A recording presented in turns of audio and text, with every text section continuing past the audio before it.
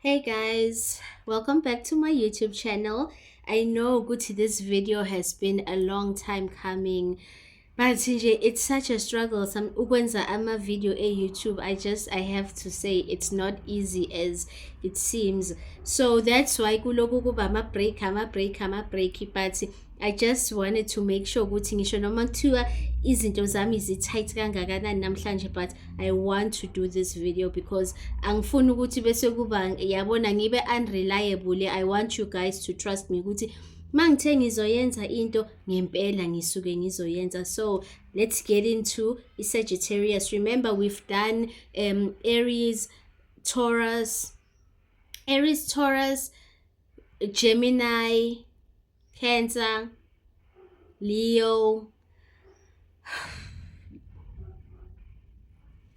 Virgo, Libra, and Scorpio. So manje ke we going straight into Sagittarius. I-Sagittarius ke hayibo angenzanga le.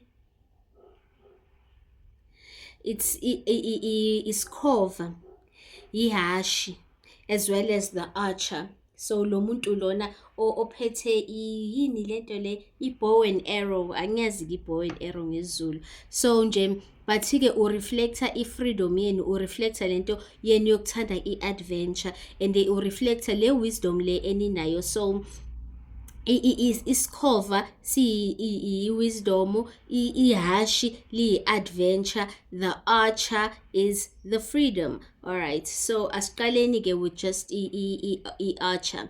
So kahle kahle lana it just shows ukuthi ke you guys, it shows i-duality eninayo. It shows i-duality eninayo because the archer ngithi it's half man, yilo muntu lona bese onemuva lehashi. So inyawo from la the waist down uyihashi, that's the archer bese aphatha that bow and lona. So it just shows ukuthi ke like you guys nine duality. So half human, half horse. Lento lena it just reflects the balance leni nenikwazi ukuba nayo between ukuba ama-intellectual plus le primary instinct yenu yokuthi ke with regards to physicality yenu, so i-movement yenu. Sagittarians, are you guys good with exercising, with movement, mhlawumbe izinto ey'mayelane nesport? Let's look into ukuthi obani ama-sportsmen or sportswomen that are Sagittarians that are killing it in the game. So you guys are constantly aiming high nje as the archer. Kuyasho ukuthi ke how that's so interesting ukuthi ke you guys are also represented by Chiron, because Chiron is also a symbol of the wounded healer in astrology. And the vele nalana the archer is a symbol of Sagittarius in astrology. So nje you guys are always on a pursuit of higher knowledge. Niyathanda ukufunda, niyathanda ukuloku nibheka iqiniso. So nje if uyi-Sagittarius engayithandi incwadi, what went wrong? Nje you guys have this ability to hit the mark. Mangabe usuyitshelile ukuthi okay nayi into engizoyenza laphayana, this is where my focus is at, chances are zoshaya bullseye, you are not going to miss. So that's a really lovely trait to have. So with regards to freedom, the lower body lena of the horse, it represents nje just this lento eninayo ngaphakathi wenu ukuthi ngathi ungaba ne-freedom, as if nje you can just go anywhere at any time. I know ukuthi ke ama-Sagittarians awakuthandi ukuthi aloke experience i-routine into eyodwa ngaso sonke isikhathi. So it's also symbolic of this love of freedom, ne-excitement, ne-adventure. So it makes a lot of sense. You guys love to travel, nokuthi nje just to move about empilweni yakho without some restrictions. So mawufuna ukufrustrate i-Sagittarius, inikeza ama-restrictions kakhulu around i-movement, then uzobe usumfrustrate ukuthi afuna ukukubalekela. And then with the horse, lento lena, it symbolizes the spirit of freedom. um Remember ukuthi ke ihhashi linjani, ihhashi liphila endaweni evulekile, liyathanda ukuthi ligijime, linespeed, liyathanda nje ukuthi ke limove around. Ihhashi elijabulile, ihhashi eliphila in an open space. So it rings true to Sagittarius. You guys, you have, yabona uthando lwenu le-adventure nethando lwenu lokuthi-ke nje nenze izinto ey'hlukile. It's not a thirst engaquenchwa anything. It's like you guys always want more. So even in a partner, I don't think ukuthi you guys would do well no-partner oyi-homebody, upartner ongathandi ukuzama izinto ezintsha, upartner othanda i-routine. I don't think you guys would do well with a partner like that. So nje, like no one is ever going to tame you, so people fanele bangazami ngisho nokuzama nje. Even ama-societal norms, they are for everyone else except you guys. Nina nje, you'll always find indlela yokuthi niveze this way yenu yokuba unique, yokwenza izinto ngendlela enithanda ukuzenza ngayo, and not be restricted by ukuthi ama-expectations of i-society. So that's good, unless if-ke usuyayi-impose leyo nto on yourself, then you are just signing up for i-frustration, Sagittarius. So you have i-stamina and the ability yokuthi ugijimisa amaphupha akho, so izinto oyifisayo. And lento leni iyakusiza futhi ukuthi ube good at recover from ama-setbacks. So I love that for you. Let's look at nje ukuthi-ke lokhu okwesikhova. So you guys are so insightful, and niyalikhuluma iqiniso. So I wonder if abantu bayayithanda yini leyo nto ngani, noma iyabakwatisa nje, just how honest you guys can truly be. So it's all isikhova, guys. Angithi-ke siyaziwa for being able to see in the dark. So kusho ukuthi niyakwazi ukuthi niyibone indlela even noma kuthiwa isimo sesingaba mnyama kanjani. So you guys are always able to ukuthi niyibone on the other side, to see through the darkness. So that's lovely. I wonder if izinto ey'fana no-depression zike ziniphathe yini. So nje, you are able to ukuthi-ke ubone through umuntu okukhohlisayo, i-deception nje, you are able to see through it. Uyakwazi ukuthi futhi uget down to the to the bone of the matter. Uyakwazi ukuthi ulithole iqiniso, noma kuthiwa umuntu angalimboza ngamanga angakanani, but you will dig deep, uphume nalo wena lelo qiniso lelo. So nje, it's good for you ukuthi ube neso nengqondo of always looking beyond the surface. That's nje some of the beautiful things about you, Sagittarius. And phela ukhumbula isikhova ukuthi-ke, and buka 555 on the clock, and u5 kahle kahle representation of change, of adventure, of freedom. So nje, I mean that's so nice. I love that. So you guys are lovers of philosophy. So nje ngempela umuntu ongathanda ukufunda oyi-Sagittarius, kwenzakalani? Are you really a Sagittarius? Fanele sike sibheke i-chart yakho sibone ngempela. So you have deep wisdom. Leyo deep wisdom, it doesn't just come out of nowhere. It comes through you being an information seeker, through you ukuthi uthande iy'ncwadi. So you guys, esikhathini esiningi, you are loud and you are outgoing, to a certain degree, just like Leo.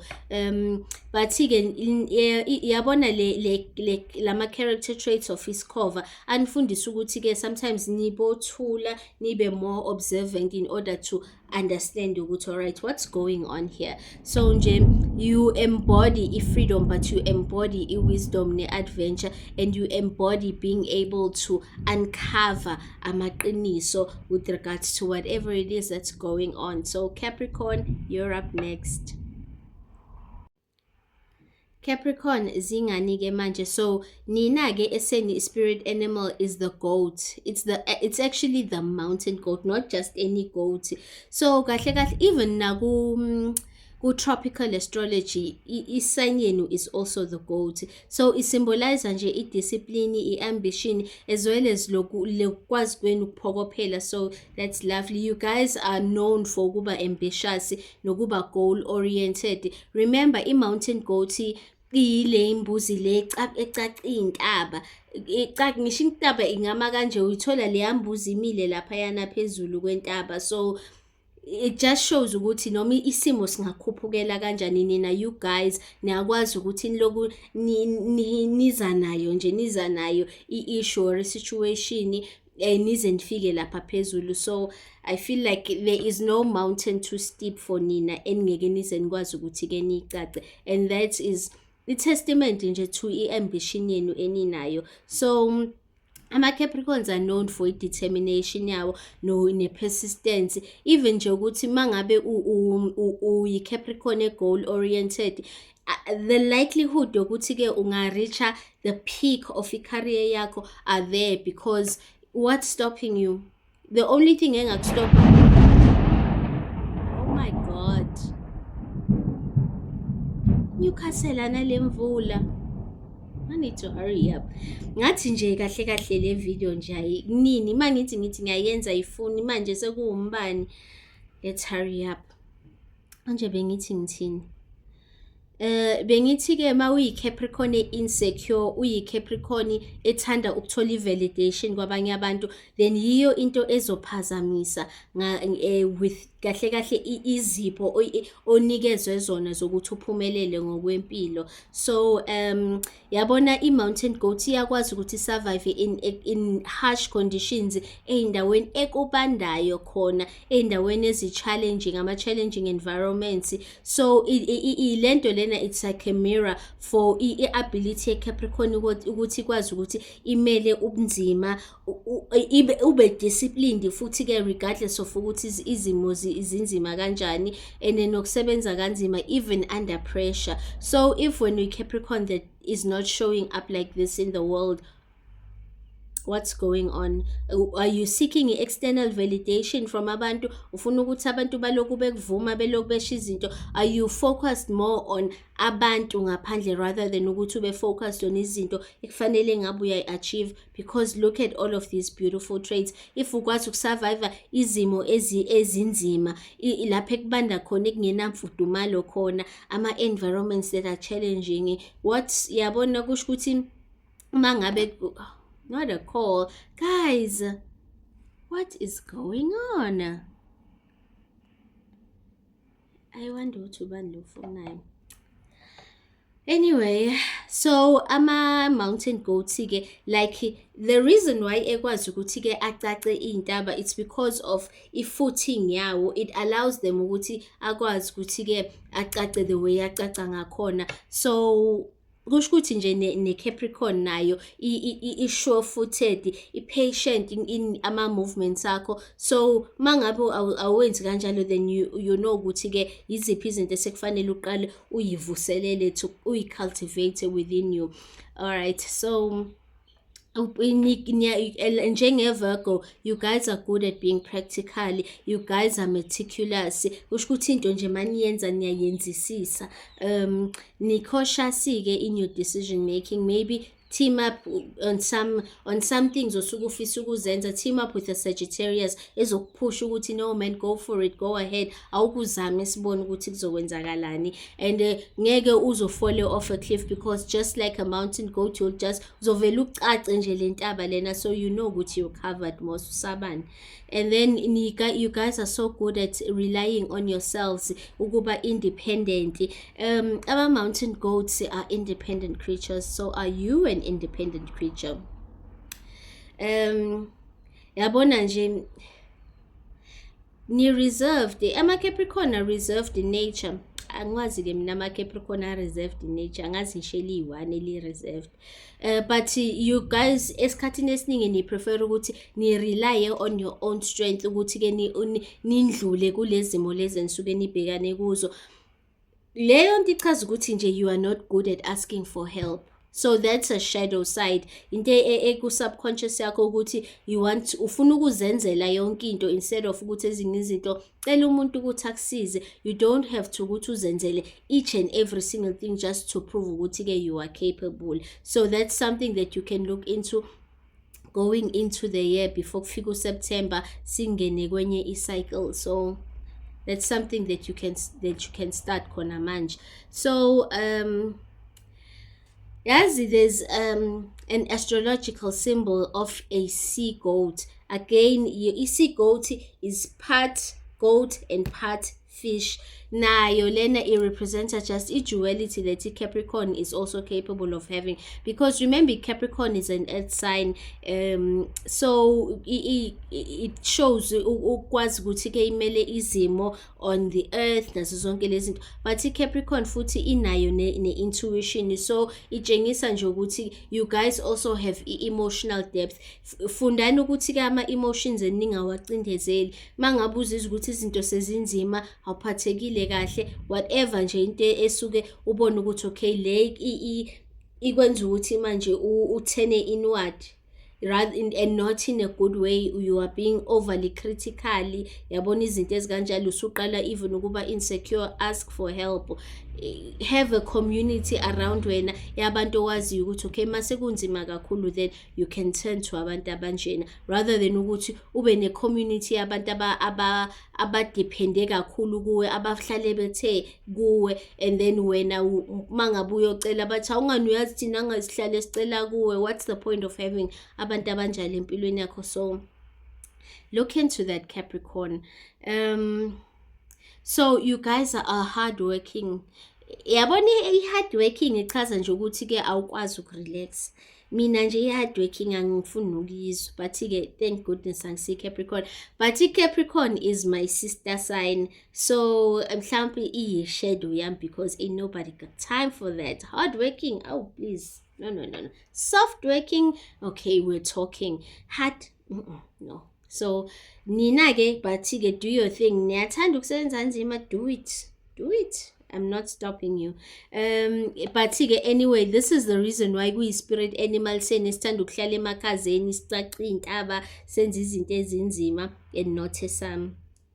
So nje but-ke lento lena infundisa i-importance yokuthi-ke i-progress yena ngeke kuze kube yinto ethi. So like yabo uma ungahamba uyobheka manje i-video of a mountain goat, I'm pretty sure akhona la ku-YouTube nako-TikTok, uzoyibona ukuthi iyacaca icace ayivele ithi nje isheshise ifike lapha. So nawe your rise to the top is going to be the same as i-spirit animal sakho. So lento yokuthi uzoloku uyifakela i-pressure, uzoloku uba overly critical of indawo okuyo ngokwempilo, angeke izikusize ngalutho, because uyabona ukuthi even i-spirit animal sakho doesn't move like that. So steady progress and persevere, uzoyi-achieve akeke leyo long term success. So all the best, Capricorn, and stop being so hard on yourself. Aquarius, what it do? So sesibheka izinto zakho ke. Wena i-spirit animal sakho is the otter. Angiyazi yini i-otter. I-otter yazi ngisathi ke esontweni lamkhulu wami, I'm not sure kodwa I could be wrong, ukuthi ke basebenzisa isikhumba se-otter as isigqoko sabo, because yilento engazathi igundwane lasemanzini. It's also the dolphin and it's the water bearer. So i-water bearer, yabona mina nje ngokuya ngami i-Aquarius bekufanele ibe i-water sign, because i-water bearer iphatha amanzi. I-otter ne-dolphin izinto zasolwandle. So why it's an air sign? It's an air sign. I have no idea. Okay, but otherwise you guys need innovative. You guys are probably ruled by planet Uranus, because it's all about innovation. It's all about kuba free spirited. It's all about changes, sudden changes. You guys are very adaptive. You guys are very flexible. But let's look at ukuthi i-water bearer ama characteristics ayo avela kanjani with regards to you guys. So nje wow, so kahle le symbol lena evelayo as the water bearer, it's a methodical figure bani Ganymede, probably Greek.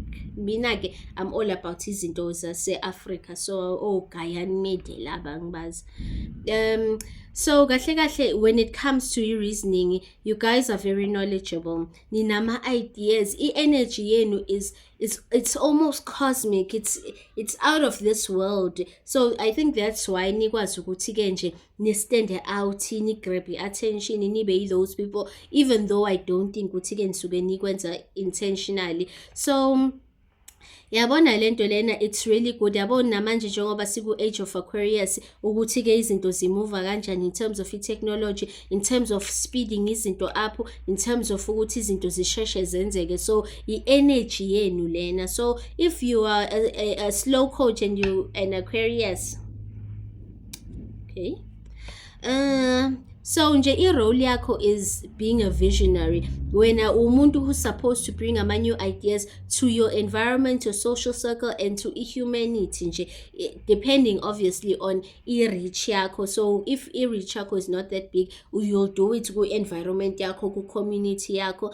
You are someone ofanele uthi mawungena into an environment kushintshe ukwenza izinto zimuve, izinto zibe modern, yabona nje, zibe ne-flow. Ayikwazi ukuthi-ke izinto ukuthi kukhona wena izinto zibe stuck. If izinto zi-stuck and ukhona wena, kusho ukuthi you are not doing what you are meant to be doing la kulo mhlaba. So you need to look into that. So again, nani-ke, you have this dual nature. Remember I pointed out ukuthi-ke you guys are the water bearer, but you guys are an air sign. So even though ni like izinto zenu ziningi laphayana around amanzi, but ke and lokho it's seen through how emotional you guys are, how intuitive you guys are, as well as nje le sustenance eninayo. But ke you are not consumed by ama emotions enu. Lento lena ekwazi ukuthi iyenze i-energy yenu ukuthi-ke ingabi too deep, inganicindezeli, is because of this air element ekwazi ukuthi inilifte out of ama-emotions ukuthi angagcine manje yabo. So let's see. And yazi i-dolphin is one creature that ley'khohlakali lezi that call themselves the elite abangafuni ukuthi sibe ne-contact nayo because of ama-powers of the dolphin. So now you have that as your spirit animal. It represents high intelligence, communication. Remember ama-dolphins, even though sina singayikhulumi language yabo, but they are able to communicate a certain frequency into iy'ngqondo zethu ezisenza ukuthi sibe intelligent ngendlela ehlanyayo. That's why bengafuni ukuthi-ke sibe ne-access to wona. And you are able to build a community when you have a community around you, even with the reasoning yakho, because ama-dolphins are highly social. So esikhathini esiningi i-dolphin ayisebenzi yodwa, isebenza in groups. So you are good with just partnering with people. So yes, this has been coming up a lot in your reading, Aquarius, indaba of partnering up with people, finding abantu ongasebenzisana nabo. So I wonder if into buloku uyenza. So nje you are like, you are a humanitarian. That's why manje izinto ey'ningi ze-social justice kubhekana kangaka nje nama-social injustices. Abantu, they are no longer prepared to tolerate izinto ezingahambi kahle. So nawo lawo ma-traits lawo e-Libra ayavela lakini, and the Libra is also an air sign just like you. So we can see where the element of the air comes in. You guys are known for a playful nature yenu, plus nale sharp intelligence that you guys have. So but nje like i-intellect yenu, it should be something that eyenza impilo zenu zibe interesting, but futhi enilethela nenjabulo, as long as you are in a space or in an environment where une freedom yokuthi ke ushow up in your true nature, yokuthi ke ube umuntu who is always able to come up with fresh ideas on ukwenza izinto ngendlela engcono. So njengawo ama-dolphins, you guys are adaptable.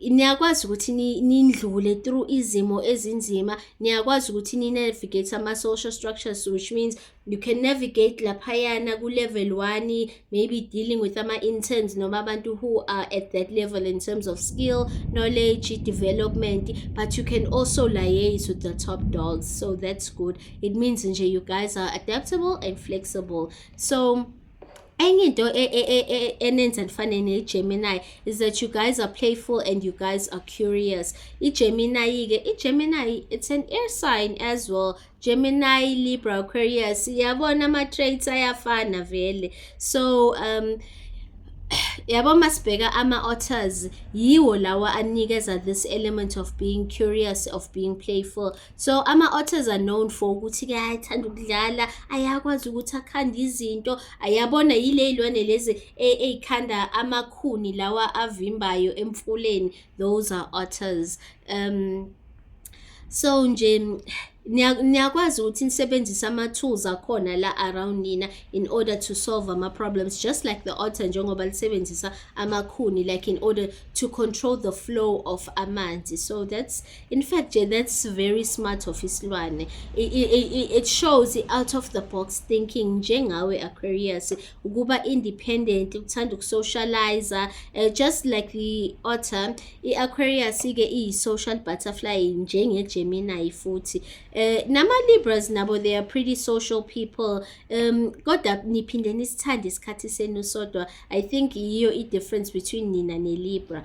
Niyathanda isikhathi senu sokuthi nenze izinto nodwa, nike nibe independent. I think that's why sometimes it comes up in your chart ukuthi phuma phela uyoba nabantu. Yes, usuyiphile-ke isikhathi sokuthi wenze izinto independent, wenze izinto uwedwa, uyibona ukuthi okay i-direction yakho iyiphi, but-ke in true form hamba uyoba laphaya phandle nabantu, give abantu some inspiration, give them ideas on how to do things better, how to bring some freshness, some rejuvenation into their way of approach impilo. So what is this? The tardigrade. But you guys, angiyazi le tardigrade, but nje otherwise i-Aquarius nani ni good-ke at ukubekezela. Well, not so much ukubekezela, but you will put up nento.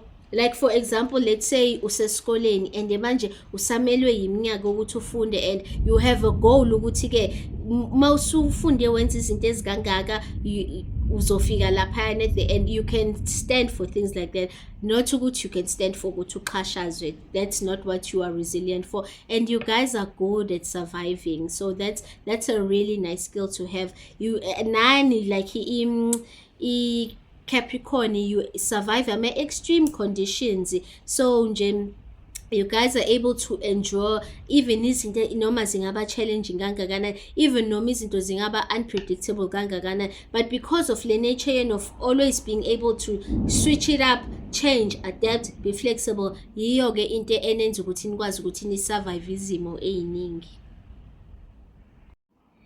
Last but not least, Pisces.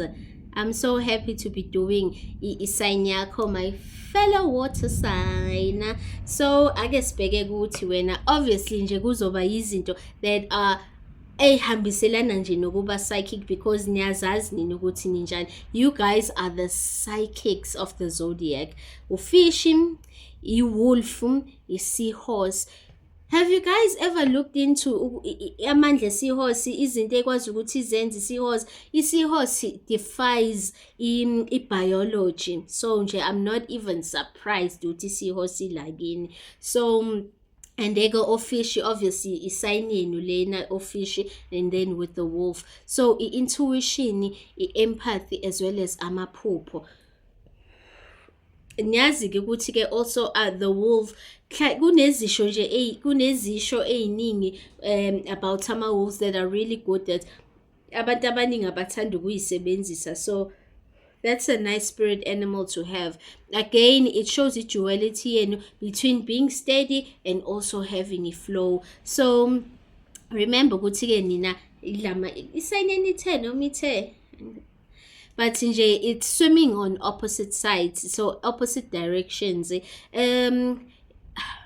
Yabona, I think it shows the ability to almost exist in two realms, in different realms. Kule 3D, but also in the psychic realm, go 5D. So nje you guys are able to navigate between reality, the creativity, or imagination. Remember, imagination is the closest thing to godliness. So usuke lapho usuke at God consciousness. So you guys are able to navigate beautifully through le mhlaba lena emibili, so nje the physical world as well as the spiritual realm. And I'm sure you guys know, because I always say it ukuthi ke Pisces is the sign of karma. Did you know that? Ukuthi Pisces is the sign of karma. So anything oyenza Pisces, woe unto you. Pisces nje lakukwatela. Ha, zoyibona. It's almost like iScorpio ukuthi sona sithatha izinto into their own hands. IPisces nje ithi I'll let the divine deal with you. Ikushaye ikhama, ikushaye. Yazi kube ngaba iPisces, but I love Cancers. Anyway, so kahle kahle lana emotional depth, it's not even surprising, obviously because of amanzi. So emotional depth, amanzi, the moon yahambelana ke la. So nje water creatures, water sign, ufishi, you are able to navigate ama depths. So you navigate pretty easily amongst, not amongst, in ama depths of your emotions. So you are not a sign ekufanele ngabe icontrol ama emotions. You should be able to move in and out of leyo nto leyo, that depth ukuthi sometimes izinto zingaba light-hearted, sometimes you can shift into izinto deeper. It just reflects just how profound you guys are. Esikhathini esiningi-ke your emotional and your psychic depths, you guys don't always show it. Esikhathini esiningi you keep it to yourselves, unless mhlawumbe umuntu-ke usuyamazi and usuyamthemba. Nje in Greek mythology, u-Aphrodite no-Eros, they are the ones who turned into a fish in order to escape the monster, Typhoon or something. But nje lento lena, it aligns with ukuthi ufish is almost like a sign of salvation, transformation, escaping into deeper, safer and emotional world. So masibheka lana the wolf. I-wolf ke angithi guys siyazi ukuthi ke it's totem of ama Native Americans. So spirit animal is representa wona, like i-wolf kufana nendlovu emandiyeni. So wolf is, it's that guy, yabona, it's that guy in the animal world. So instinctually, intuitive, ama wolves nje awavele enze into noma kanjani, awafani namabhubesi. No hate on amabhubesi, because nawa nezinto zawo ezinhle, but nje asharp man ama-wolves, they have ama-supernatural instincts, and bawothisha, yabona, it's like ama-wolves anama-spiritual traits of a cat. Kodwa-ke vela ngithi-ke, is it a wolf, is it a dog or a cat? But nje like it just goes to show let depth lay corner with regards to Pisces. So this emotional connection that you guys have to the divine, but also being able to guthi ni operate futhi ni act independently, like in the 3D. So you guys are not controlled by anything really. Connection yenu with the divine is more like a partnership rather than ngathini isubordinating neboss yayo. Like, yeah, so nina, you guys are more inclined to ukuthi nikwazi ukuthi ni-manifeste izinto eniyifisayo. So if you are terrible at manifestation, do your shadow work, uyibuze ukuthi iziphi izinto that are holding you back. Uzobona laphayana, yabo uma ungaphula out i-birth chart yakho, ubheke in your 12th house. I-12th house yakho yiyo eveza ukuthi what's going on in your subconscious mind, and then look into ukuthi for le sign le khona laphayana in your 12th house, yini ama-shadows of that side. Uzobona ukuthi iziphi izinto that are holding you back from thriving as a person, ama-insecurities, ama-secrets, owakhipha izinto ongafisa abantu ukuthi bazazi, anxiety, depression, zonke nje lezo zinto lezo that hold us back. So even ne-past life karma, past life karma ilaphayana ku-12th house. So that's something that you guys can do. So nje again, the wolf, angithi it's strongly associated with the moon. Angithi sonke siyazi, we've seen videos and we've seen pictures of wolf ithi woo enyangeni. So it's strongly associated with the moon, and the iyo elawula ama-emotions as well as the unconscious, njengoba ngiqeda ukusho ukuthi ke the subconscious, your 12th house. So again, it's ruled by your Neptune, and Neptune rules over the sign of Pisces. Neptune ke guys is the planet of ama-illusions, but planet of ama-dreams. So that's why you guys are visionaries. That's why you guys nikwazi ukuthi ku-dream state nikwazi ukuthi nibone into njengoba injalo. That's why you guys are so psychic. But if you guys are not tethered into your reality, you guys ningaba lost in ama-illusions bese nikhohliseka kalula. So nje uNeptune unaleyo nkinga, so nje just be careful ngaleyo nto leyo. So anyway, you guys are thick-skinned. Aningiphe leso sikhumba senu, just one or two layers please. So yabona ama-seahorses kahle kahle lana reflect nje just how empathetic you guys are. So I'm sure abaningi benu you identify as ama-empath. So you are able to ukuthi-ke ni-absorb, because of how psychic you are, ni-sensitive to ama-emotions. So niyakwazi ukuthi ni-absorbe ama-emotions abanye abantu, njengoba ne-seahorse nayi-absorba ama-surroundings ayo. So nje you guys uku-adapta kwenu ku-very graceful. It's almost unnoticeable the way nikwazi ukuthi nishintshe ni-adapte to isimo. Zithi izinto mase shintshile yabona nje it's seamless, and that's nice.